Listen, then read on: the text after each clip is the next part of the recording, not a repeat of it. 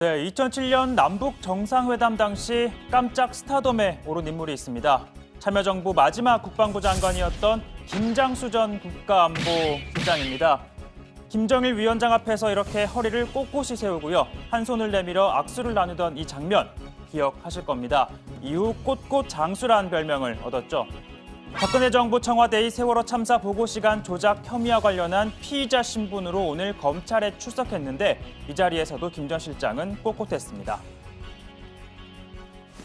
네, 세월호 참사 보고 시간 조작하셨습니까? 그건 검찰에서 이제 판단할 거고요.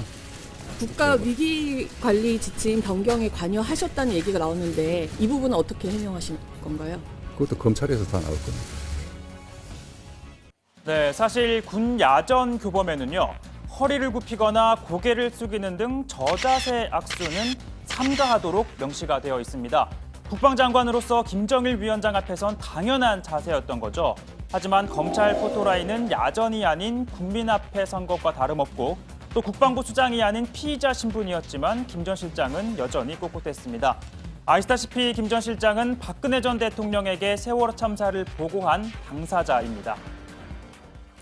10시에 국가안보실에서 사고 상황을 최초로 서면 보고했다고 되어 있습니다. 맞습니까? 그렇습니다. 서면 보고는 어떻게 합니까? 자전거를 타고 가는 경우도 있고 그냥 뛰어가는 경우도 있고 그렇습니다.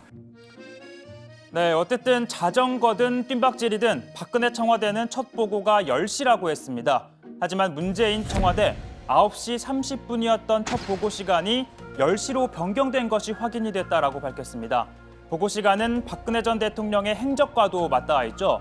최초 지시 시간이 10시 15분이라는 주장인 만큼 박 전 대통령은 즉 45분 동안 아무 조치도 내리지 않은 게 됩니다. 또 중대본에 나타나 황당한 발언을 하기 전까지인 7시간의 의혹도 7시간 30분 의혹으로 늘어나게 됐죠.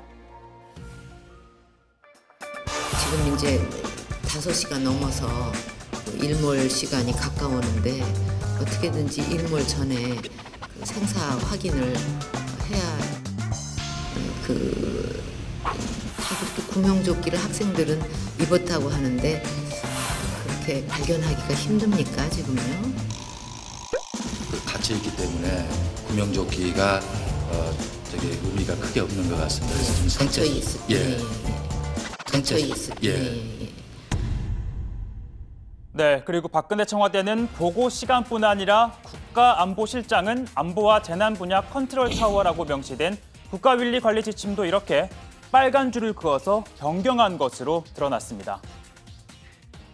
그런 재난에 있어서 최종적인 지휘본부는 안전행정부 장관이 본부장이 되는 중앙재난대책본부장으로 되어 있습니다. 그러니까 참모진의 이 같은 주장에 정당성을 확보하기 위해 적법한 절차를 거치지 않고 조작한 의심을 받고 있는데요. 앞서 임종석 비서실장, 김기춘 실장의 발언 직후 수정이 됐고 조직적으로 조작된 것으로 보인다라고 했습니다. 검찰 조사에서는 박근혜 전 대통령의 지시 여부도 관건이 될 것으로 보입니다. 박근혜 전 대통령의 지시가 있었습니까? 그런 지시를 어떻게 합니까?